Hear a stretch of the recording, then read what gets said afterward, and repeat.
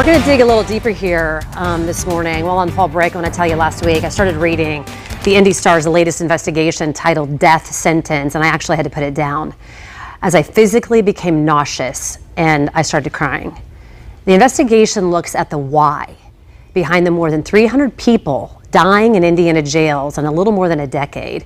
Investigative reporter Ryan Martin is here this morning and photojournalist Bob Scheer joining us to talk about the reaction to the series. You guys were on while I was on fall break, and I really wanted to have you back because I wanted to look even deeper and talk about the reaction. So Ryan, let's start with you.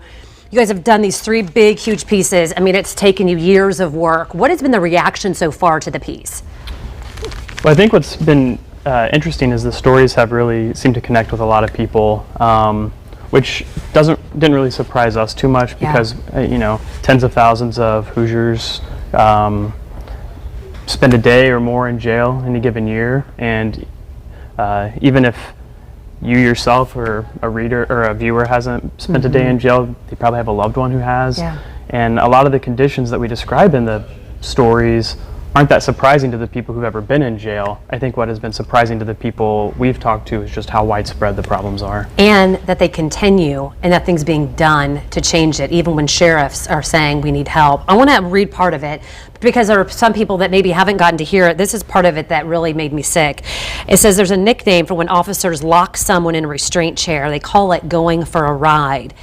You then describe how someone has their waist, their shoulders, their wrists, their ankles bound, and how a man was left that way for 2 hours before going on, quote, his second ride, where a man was shocked then with a taser, not once, twice, not 3, 4, 5, 6 times while strapped down, begging for help, and then he was stomped on before he died. Bob, you were able to really put together part of the visual piece to this, seeing the faces, hearing from the people. What was it like for you to visually be able to help tell this story? Yeah, for my part of it, the reporters, Ryan Martin and Tim Evans, our colleague, did the meat of the digging into the issue. But my job is to create another point of entry for folks. So folks can read the stories, and they can also look at a 14-minute mini documentary that I produced that served as a companion piece.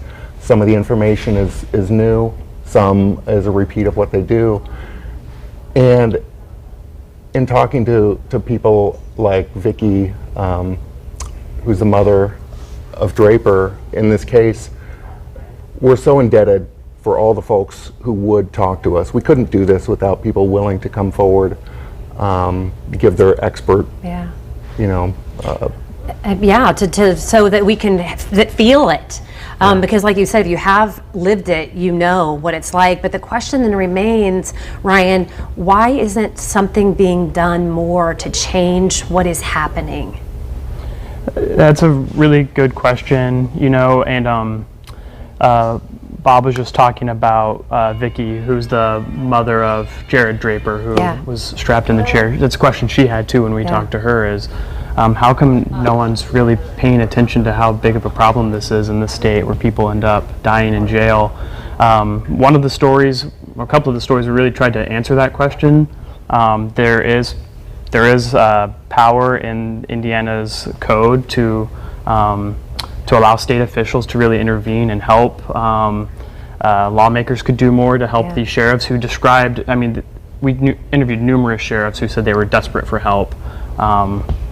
But so far we haven't heard from anyone who is willing to help. So. Well, we're out of time here for this piece, but again, I wanted to bring you back on because if you don't keep talking about it, no one will listen and no one will help make change. So hopefully the more attention that this gets put on. I know you guys have more stories coming, and we'll have you back, and we'll continue to try to see if someone will make change and listen. If you would like to read this, again, Indy Star's Death Sentence.